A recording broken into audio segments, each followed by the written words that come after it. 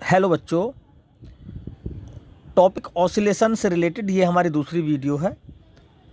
पहली वीडियो में हमने पीरियोडिक मोशन और ऑसिलेटरी मोशन को डिस्कस किया था। इन मोशंस की सिमिलरिटीज़ क्या हैं, इनमें डिफरेंस क्या है, ये बताया था। और साथ में सिंपल हार्मोनिक मोशन को डिस्कस किया था। इसमें बताया था हमने कि भाई सिंपल हार्मोनिक मोशन में कोई भी पार्टिकल अपने मीन पोजीशन के टू एंड फ्रो यानी इधर उधर गति करता है, मोशन करता है और एक फिक्स टाइम के बाद अपने पाथ का रिपीटेशन भी करता है। ऐसे रिपीटेशन तो बहुत सारे मोशंस में होते हैं, लेकिन सिंपल हार्मोनिक मोशन एक विशेष प्रकार का मोशन है। इसमें पार्टिकल की वेलोसिटी, एक्सेलेरेशन, डिस्प्लेसमेंट और उस पर काम करने वाला फोर्स, ये सब चीज़ें लगातार चेंज होती रहती हैं। इनका हमने ग्राफिकल रिप्रेजेंटेशन भी दिया था। तो फोर्स और डिस्प्लेसमेंट एक दूसरे के अपोजिट डायरेक्शन में होते हैं। ये इसकी टर्मोलॉजी हमने उस वीडियो में डिस्कस की थी। आप उस वीडियो को देख सकते हैं। मैं इसमें डिस्क्रिप्शन में इसका लिंक शेयर करूंगा, ठीक है।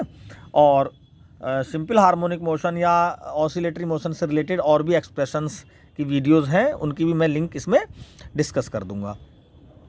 तो अब जो हमारा टॉपिक है ये है simple harmonic motion in the reference of uniform circular motion with its phasor diagram. यानी अब हम जो मोशन, इसको सिंपल हार्मोनिक मोशन को दूसरे ढंग से एक्सप्लेन करेंगे। एक सर्कुलर मोशन, किसी पार्टिकल के यूनिफॉर्म सर्कुलर मोशन के रेफरेंस में हम इसको एक्सप्लेन करने की कोशिश करेंगे और इसके फेजर डायग्राम की सहायता से भी हम इसे सोल्व करेंगे, ठीक है। तो पिछली वीडियो में हमने सिंपल पेंडुलम के मोशन को ही 99% सिंपल हार्मोनिक मोशन कह दिया था, क्योंकि इस मोशन में सारी की सारी कंडीशंस सिंपल हार्मोनिक मोशन की फुलफिल हो रही थी।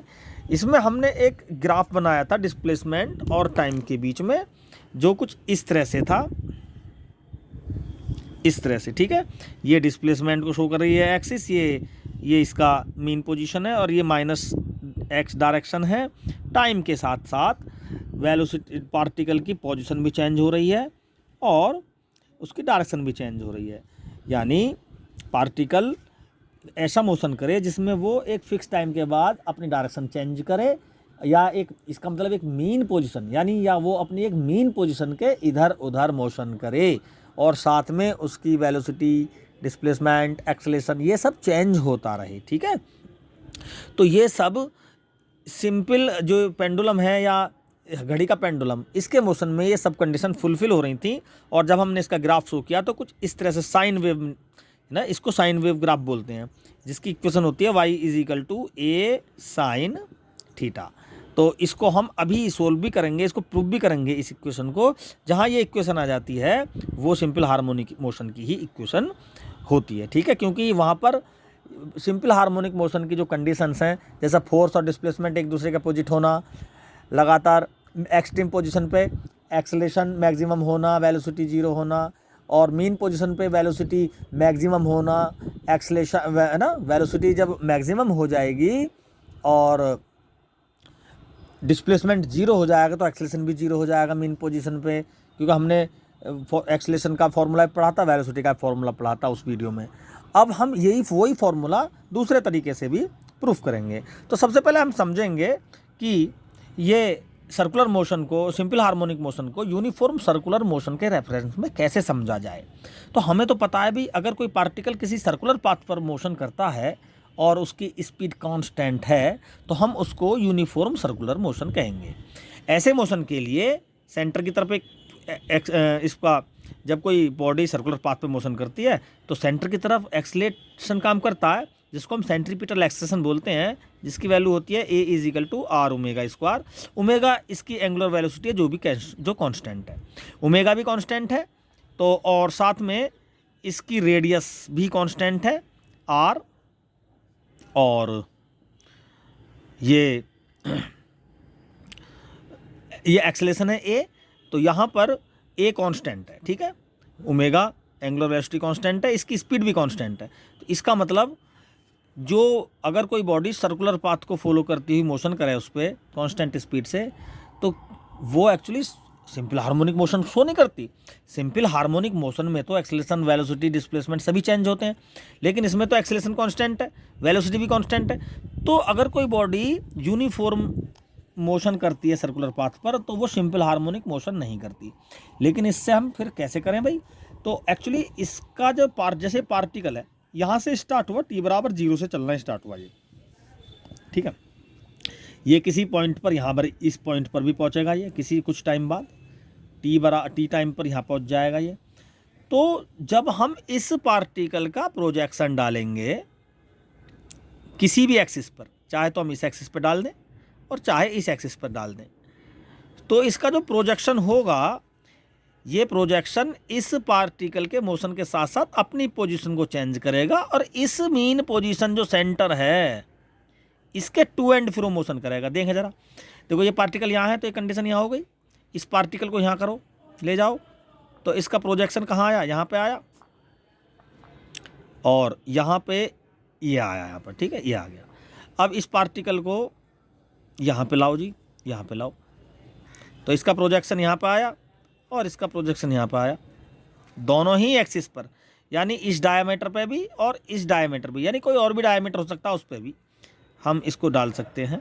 यहाँ पर है, यहाँ पर भी कर सकते हैं इसको, इसका प्रोजेक्शन यहाँ पर आया और यहाँ पर इस पे यहाँ पर आया, ठीक है। यहाँ पे देखें या यहाँ पे देखें, पार्टिकल यहाँ पर है और इसका प्रोजेक्शन यहाँ पे आया, और या इस एक्सिस पे इसका प्रोजेक्शन यहाँ पे आया। तो हम चारों तरफ देख सकते हैं क्लियरली कि पार्टिकल तो मूव कर रहा है सर्कुलर पाथ पर, लेकिन उसका प्रोजेक्शन अपने इस सेंटर के इधर उधर मोशन कर रहा है। जब पार्टिकल यहाँ था तो प्रोजेक्शन यहाँ था, पार्टिकल यहाँ था प्रोजेक्शन यहाँ, तो इस डायमीटर पे प्रोजेक्शन कभी यहाँ पर है कभी यहाँ पर, यानी परछाई पार्टिकल की, ठीक है। वैसे ही इस वाली एक्सिस पे भी पार्टिकल कभी इधर कभी उधर, ठीक है। तो ओवरऑल हम कह सकते हैं कि पार्टिकल तो सिंपल हार्मोनिक मोशन में नहीं है, लेकिन उसका जो प्रोजेक्शन है वो एक मीन पोजीशन के टू एंड फ्रो इस पोजीशन के इधर उधर मोशन कर रहा है, और एक अगर इसकी स्पीड कांस्टेंट है तो अपने पाथ को, ये जो प्रोजेक्शन है वो अपने पाथ का रिपीटेशन एक फिक्स टाइम में भी कर रहा है। तो दो कंडीशन तो फुलफिल हो गई। और अगर इस प्रोजेक्शन की वेलोसिटी सेंटर की कंडीशन में मैक्सिमम हो जाए और एक्सट्रीम कंडीशंस में ये वेलोसिटी मिनिमम हो जाए, 0 हो जाए, और उसी तरह से एक्सेलेरेशन भी वेरी करे सिंपल हार्मोशन की तरह, तो हम कह सकते हैं कि इसका प्रोजेक्शन क्या है? सिंपल हार्मोनिक मोशन को शो करेगा। तो एक्चुअली सिंपल हार्मोनिक मोशन आसानी से नहीं देखे जाते नेचर में। उस मोशन को एक्चुअली देखने के लिए हमने एक सिस्टम तैयार कर दिया है सर्कुलर मोशन के रेफरेंस में। इस प्रोजेक्शन का, इस पार्टिकल की परछाई का इसके डायमीटर में मीन पोजीशन के इधर उधर मोशन क्या सिंपल हार्मोनिक मोशन है। तो जब हम इसको मैथमेटिकली एक्सप्लेन करेंगे तो ये सिद्ध हो जाएगा कि ये जो परछाई इस सेंटर के इधर उधर मोशन कर रही है वास्तव में सिंपल हार्मोनिक मोशन को ही शो कर रही है। बहुत डेप्थी टॉपिक है, बहुत कॉन्सेप्चुअल टॉपिक है। तो एक्चुअली अभी तो हमने ये इसका बेसिक पढ़ा और हमने थियोरेटिकल बताया कि ये सिंपल हार्मोनिक मोशन करेगा, लेकिन इसको हमें मैथमेटिकल जब तक हम प्रूव नहीं करेंगे कौन मानेगा कि ये सिंपल हार्मोनिक मोशन है, ठीक है। फिजिकली दो चीज़ दिख रही हैं इसमें, मीन पोजीशन के इधर उधर मोशन हो रहा है और एक फिक्स टाइम पीरियड के बाद अपना रिपीटेशन कर रहा है। ये दो कंडीशन फुलफिल हो रही हैं, लेकिन एक्सेलेरेशन, वेलोसिटी, डिस्प्लेसमेंट, ये सब चीज़ें हमें मैथमेटिकली प्रूफ करना होगा। तो जिसे हम करेंगे इसके फेजर डायग्राम के अकॉर्डिंग। और फेजर डायग्राम मीन्स जैसे ये देखें ज़रा, हम यहाँ पर देखें, पार्टिकल को हमने इनिशियली यहाँ पर रख दिया बाय द वे, ठीक है, यहाँ पर रख दिया, ठीक, या चलो मान लेते हैं यहाँ पे रखेंगे पहले इस पार्टिकल को, इस पे नहीं रख रहे हम, यहाँ पे रख दिया पार्टिकल t बराबर 0, ठीक है, t इजिकल टू 0। t बराबर 0 से ये चलना स्टार्ट हुआ और कुछ टाइम बाद ये यहाँ पहुँच गया। तो इसका फेज क्या होगा? फेज क्या होता है? किसी पार्टिकल की पोजीशन और डायरेक्शन को बताता है। पोजीशन तो ये है और एंगुलर पोजीशन क्या हो जाएगी इसकी, ये। मैं इसकी रेडियस को r मान रखा था यहाँ पर, अब मैं इस r को चेंज कर रहा हूँ, a मान रहा हूँ, ठीक है। एम्पलीट्यूड, ये a इसकी रेडियस है, ठीक है, और ये यहाँ पे रेडियस का ही काम करेगी, ये डिस्टेंस सेंटर है।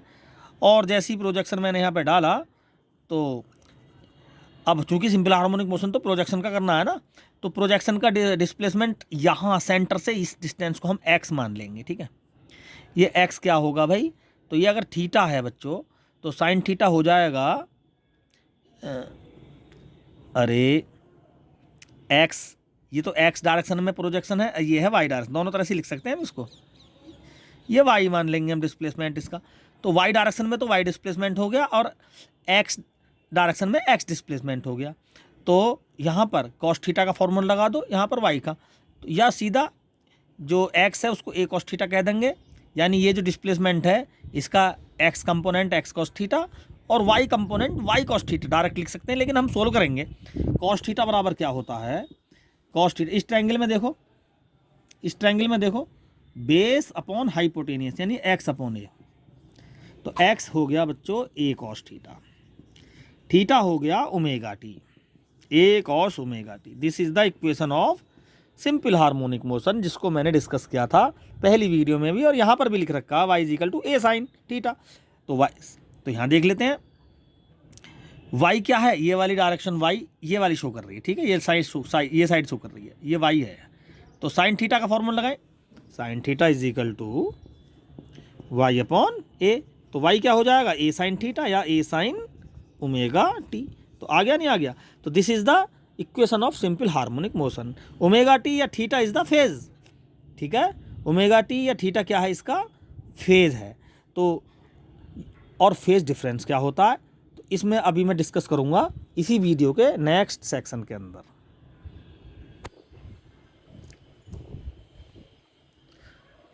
तो बच्चों पिछले सेक्शन में हमने इस वीडियो में सिंपल हार्मोनिक मोशन की इक्वेशन को उसके फेज की फॉर्म में फाइंड किया, जो y इज इक्वल टू था a साइन थीटा या x इज इक्वल टू था a कॉस थीटा। दोनों ही सिंपल हार्मोनिक मोशन की इक्वेशन थी, जहाँ थीटा क्या है, फेज इसका, ठीक है, और थीटा क्या है, यहाँ पर थीटा है ओमेगा टी है एंगुलर वेलोसिटी। हमने मान लिया, देखो ये पार्टिकल है कोई और ये हमारा सर्कुलर पाथ है, ठीक है, सर्कुलर पाथ, ये इसका सेंटर है ना। तो भाई फेज की फॉर्म में हमने इसकी इक्वेशन फाइंड की सिंपल हार्मोनिक मोशन की, और हमने फिजिकली बता दिया था पिछले सेक्शन में कि जो प्रोजेक्शन है वो सिंपल हार्मोनिक मोशन करेगा। क्यों, वो मीन पोजीशन के सेंटर के इधर उधर मोशन कर रहा था, और एक फिक्स टाइम के बाद अगर इसकी स्पीड कांस्टेंट है तो फिक्स टाइम के बाद अपने पाथ का भी रिपीटेशन कर रहा है। लेकिन यदि इसी प्रोजेक्शन की या परछाई की वेलोसिटी सिंपल हार्मोनिक मोशन में पार्टिकल की वेलोसिटी को सेटिस्फाई कर दे, तो और एक्सेलेरेशन की कंडीशन भी सेटिस्फाई कर दे, तो हम कह सकते हैं कि भाई ये जो प्रोजेक्शन है इसका जो मोशन है ये वास्तव में सिंपल हार्मोनिक मोशन ही है। तो हमने मान लिया भाई, पिछली वीडियो में तो हमने फेज की फॉर्म में ये इसके डिस्प्लेसमेंट फाइंड किए पार्टिकल के, इसकी मीन पोजीशन के रेस्पेक्ट में, और इक्वेशन फाइंड किए y is equal to a sine theta और x is equal to a cos theta. अब हम बात करेंगे फेज डिफरेंस क्या होता है एक्चुअली। तो मैंने मान लिया कि हम किसी पार्टिकल का जो मोशन है यहाँ से स्टार्ट करेंगे, इस पॉइंट के रेफरेंस से, ठीक है, इस पॉइंट के इस पोजीशन के रेस्पेक्ट में हमने पार्टिकल को मूव कराने स्टार्ट कर दिया, और उसकी एंगुलर वेलोसिटी है ओमेगा, और वो इस तरह से मोशन कर रहा है, ठीक। एक्चुअली फिजिक्स में हम ज़्यादातर जो मोशन लेंगे वो एंटी क्लॉकवाइज लेंगे। एंटी क्लॉकवाइज मोशन में, रोटेशन में, अगर मोशन एंटी क्लॉकवाइज है तो वही पॉजिटिव होता है, तो हमने ये एंटी क्लॉकवाइज लिया है, ठीक है।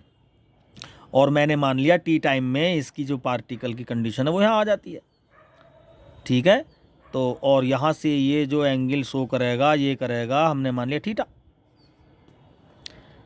तो यहाँ से अगर हम इसको ये देखें तो x हो जाएगा, x बराबर क्या हो जाएगा, ये रेडियस है इसकी, x इज इक्वल टू हो जाएगा a कॉस थीटा या a कॉस ओमेगा टी।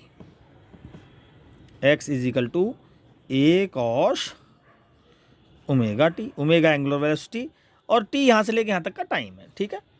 तो ये तो बात हुई हमारी फेज की। और बाय द वे पार्टिकल हमारा पहले से यहाँ पर है, यहाँ पर, ठीक है। तो इस पॉइंट के रेस्पेक्ट में t बराबर 0 ये है, और पॉइंट के रेस्पेक्ट में हम यहाँ से फाइंड कर रहे हैं, तो 90 डिग्री तो पहले ही घूम चुका भाई, और मैंने मान लिया टी टाइम में वो यहाँ पे आ गया। तो पार्टिकल की कंडीशन ये कुछ ऐसे बन जाएगी, बोलो। और इस तरह से यहाँ पर x, इसको लेंगे हम x को नेगेटिव डायरेक्शन में, तो x बराबर क्या हो जाएगा, ये सेंटर है, रेडियस a हो जाएगी, और ये आपका फाई फेज ना, क्योंकि टाइम जीरो के हम यहाँ से मेज़र करना चाह रहे हैं, ठीक, यहाँ से क्या करना चाह रहे हैं, मेज़र करना चाह रहे हैं। तो इस पॉइंट के रेस्पेक्ट में 90 डिग्री तो पहले घूम गया ये, और फाई और घूमेगा अब आगे। तो हम लिखेंगे x is equal to a cos 90 तो पहले ही लिखेंगे, या पाई/2 लिख दो उसको, और प्लस फाई, हम ऐसे लिखेंगे इसको। फाई क्या, फेज डिफरेंस है, ठीक है। या सॉरी, ये जो पाई/2 है, फाई क्या, एक्चुअली फाई है ओमेगा टी, इसको ओमेगा टी लिखेंगे, ठीक है।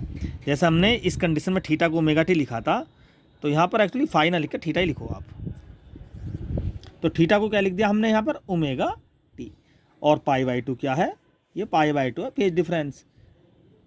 क्यों, t बराबर 0 यहाँ पर है, या इस पॉइंट से हमने टाइम t में यहाँ पर आए, और हम इस पॉइंट के रेस्पेक्ट में चलना चाह रहे हैं, तो ये डिफरेंस तो पहले ही आ गया ना, इसी को बोलेंगे हम फेज डिफरेंस।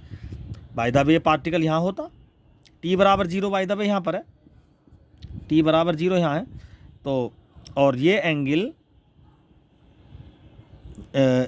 यहाँ पे बना हुआ है थीटा, ठीक है। और इसने ये मैंने मान लिया, पहली कंडीशन को मैं रफ कर रहा हूँ, ये ठीक है, ठीक, ये फाई फेज डिफरेंस है, क्योंकि हम इस पॉइंट के रेस्पेक्ट में चलना चाह रहे हैं। अब t बराबर 0 नहीं है, अब t बराबर 0 यहाँ पर है, और हम t टाइम में यहाँ पर आ गए, यहाँ पर, तो ये हमने थीटा एंगल ट्रैवल कर लिया, t बराबर 0 से एंगल ट्रैवल कर लिया। तो क्या करेंगे हम, क्या लिखेंगे, y is equal to a, y की फॉर्म में तो साइन आएगा, और x की फॉर्म में कॉस आएगा, तो y is equal to a sine, अच्छा x की फॉर्म में लिख लेते हैं, चलो, x is equal to a cos, क्या लिखेंगे, थीटा प्लस फाई दोनों लिखेंगे, थीटा प्लस फाई। थीटा क्या है, omega t, a cos omega t plus phi. यहाँ पर फाई क्या है, फेज डिफरेंस है, ठीक है। By the way particle t बराबर 0 से स्टार्ट हुआ चलना, ठीक है, और t बराबर 0 यहाँ पर है, फाई एंगल बन ही रहा है, और ये यहाँ पहुँच जाता है, ऐसे यहाँ पहुँच जाता है, या घूम के फिर दोबारा अगर यहाँ पे आ जाता है, यहाँ पे आ जाता है, हमने मान लिया, तो फाई प्लस कितना हो जाएगा, ये एंगल प्लस, और साथ में ये टोटल एंगल ऐड करना पड़ेगा यहाँ तक का हमें, ठीक है। तो मेरे हिसाब से इस कंडीशन में फाई प्लस ये वाला एंगल हमें ऐड करना होगा। तो इस कंडीशन में क्या लिख सकते हैं,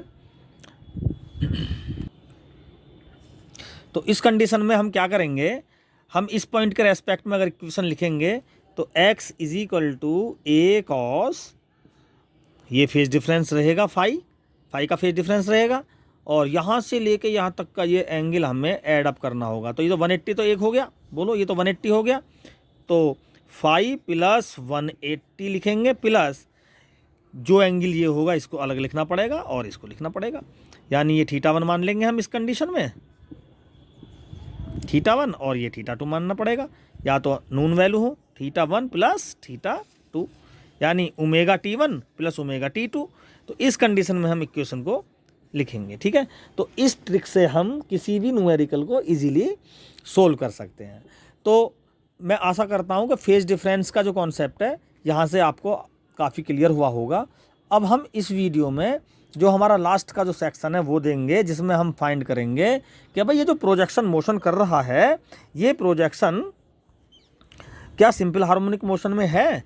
वो होगा कब सिद्ध, जब पार्टिकल के स्पीड यानी वेलोसिटी और एक्सलेशन की कंडीशन सिंपल हार्मोनिक मोशन की कंडीशन को फुलफिल करें। तो हम सबसे पहले हम इस मोशन की वेलोसिटी फाइंड करते हैं इसकी मदद से। तो y is equal to a sine theta है, तो y is equal to a sine theta का हम डिफ्रेंशिएट कर देंगे वेलोसिटी फाइंड करने के लिए, dy by d t. A sine theta को हो जाएगा a cos omega t into omega, यानी थीटा को ओमेगा टी लिखा और साइन ओमेगा टी की value cos omega t differentiate कर दिया हमने और ओमेगा टी का ओमेगा लिख दिया, ठीक है। D y by d t को वेलोसिटी लिख दिया सिंपल, और ये हो गया ओमेगा ए कॉस ओमेगा टी, ठीक है। यहाँ से हम क्लियरली देख रहे हैं भाई वेलोसिटी भी एंगल के चेंज होने के साथ साथ चेंज हो रही है, ठीक है। एंगल अगर क्या है 90 डिग्री है, यानी जैसे हम बाय द वे 0 डिग्री हमने स्टार्टिंग में क्या लिया था, एक मिनट इस डायग्राम को हम क्लियर करते हैं, दोबारा कर बनाते हैं। तो देखें ज़रा, ओमेगा टी इस एंगल को 90 डिग्री कर दें तो ये थीटा यानी ओमेगा टी, ये क्या हो जाएगा 90 डिग्री का मतलब है ये पार्टिकल यहाँ से यहाँ पहुँच जाएगा, ठीक है। तो ये हो जाएगा, ये जो y है बढ़ता ये यहाँ पे पहुँच जाएगा, यानी ये डिस्प्लेसमेंट मैक्सिमम डिस्प्लेसमेंट हो जाएगा, यानी एम्पलीट्यूड हो जाएगा, ठीक है। यानी कहने का मतलब ये है अगर ओमेगा टी को हमने 90 डिग्री कर दिया तो डिस्प्लेसमेंट तो मैक्सिमम कंडीशन बन गई, लेकिन जैसी कॉस 90 यहाँ पे रखेंगे तो वेलोसिटी क्या हो जाएगी, ये 0 हो जाएगी, ठीक है। तो इस पार्टिकल के मोशन की कंडीशन है, जब पार्टिकल सर्कुलर मोशन में है ये, और यहाँ से हमने जो इक्वेशन फाइंड की है सिंपल हार्मोनिक मोशन की, तो जब हमने इसमें वेलोसिटी फाइंड की है तो ओमेगा टी 90 डिग्री के केस में वेलोसिटी 0 हो जाती है, ठीक है। और ओमेगा टी को 0 कर दो ज़रा, ठीक है, थीटा को 0 कर दो तो ये कंडीशन यहाँ पे आ जाती है, ठीक है। इस पार्टिकल को यहाँ पे ले आओ तो थीटा 0 हो गया, तो इस पार्टिकल का प्रोजेक्शन कहाँ पे पड़ रहा है, यहाँ पे पड़ रहा है। ये कौन सी कंडीशन है, ये मीन पोजीशन है, यानी थीटा को 0 कर दिया तो पोजीशन प्रोजेक्शन की यहाँ पे आ गई, यानी वो इस समय मीन पोजीशन पे है, यानी थीटा 0 होने पर मीन पोजीशन की कंडीशन बन जाती है और वेलोसिटी मैक्सिमम हो जाती है। कॉस 0 की वैल्यू 1 मैक्सिमम होती है, तो वेलोसिटी क्या होगी यहाँ पर मैक्सिमम हो गई, तो प्रोजेक्शन की स्पीड मैक्सिमम होगी मीन पोजीशन पे, यानी सिंपल हार्मोनिक मोशन की एक और कंडीशन को भी फुलफिल कर रही है कहानी। तो कॉस ओमेगा टी को हम थोड़ा सा और हम इसको एक्सप्लेन कर सकते हैं। कॉस ओमेगा टी को 1 minus sine square omega T लिख सकते हैं अंडर रूट में, ठीक है। Omega A 1 minus sine omega T perpendicular, यानी y upon A, sorry, sine theta is equal to होता है परपेंडिकुलर हाइपोटेनियस, यानी y अपॉन ए, तो y square upon A square हमने लिख दिया यहाँ पर, और v is equal to omega A square minus Y square upon A square लिख सकते हैं इसको, और यहाँ से ये कैंसिल हो जाएगा, v is equal to omega A square minus Y square. ये यहाँ पर वेलोसिटी के लिए एक्सप्रेशन आ गया। अब यहाँ पे भी देख सकते हैं हम y 0 हो जाए, यानी ये पार्टिकल घिसता यहाँ पे आ जाए, यानी ये वाली लाइन 0 हो जाए, ये वाली लाइन 0 हो जाए, यानी पार्टिकल यहाँ आ जाए तो प्रोजेक्शन यहाँ पे आ जाएगा। इस कंडीशन में जब y 0 हो जाएगा तो v मैक्सिमम हो जाएगा, जिसकी वैल्यू होगी ओमेगा इंटू ए, यानी अकेला ए स्क्वायर रह जाएगा, उसका अंडर रूट ए। तो देखो ये मीन पोजीशन की कंडीशन में जब प्रोजेक्शन मीन पार्टिकल नहीं प्रोजेक्शन सिंपल हार्मोनिक मोशन में है, पार्टिकल का मोशन सिंपल हार्मोनिक मोशन नहीं है, ये होगी मैक्सिमम कंडीशन। अब बात करते हैं ये पार्टिकल यहाँ पे आ जाए, यानी ये y किसके बराबर हो जाए, ये पार्टिकल जब यहाँ पे आ जाएगा तो ये y एम्पलीट्यूड के बराबर हो जाएगा। तो जब हम y को a के बराबर रख देंगे तो 0, y को a के तो a square minus a square 0 हो जाएगा, तो वेलोसिटी क्या हो जाएगी 0, यानी एक्सट्रीम कंडीशन पे क्या हो जाएगी वेलोसिटी 0। तो वेलोसिटीज़ की कंडीशन को भी सिंपल हार्मोनिक मोशन की कंडीशन से मैच हो रही है। अब देखते हैं हम इसके एक्सेलरेशन की कंडीशन, और जो कि लास्ट कंडीशन है, उसके बाद हम सीधा स्टॉप कर देंगे इसको।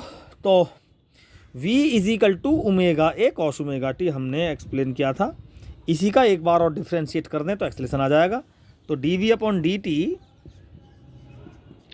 Omega A cos omega T को कहते हैं माइनस का साइन ओमेगा टी, और ओमेगा टी का एक बार और डिफ्रेंशिएट करते हैं, ये डिफ्रेंशिएशन का लॉ है, यहाँ पर मैं ज़्यादा डिस्कस नहीं करूँगा।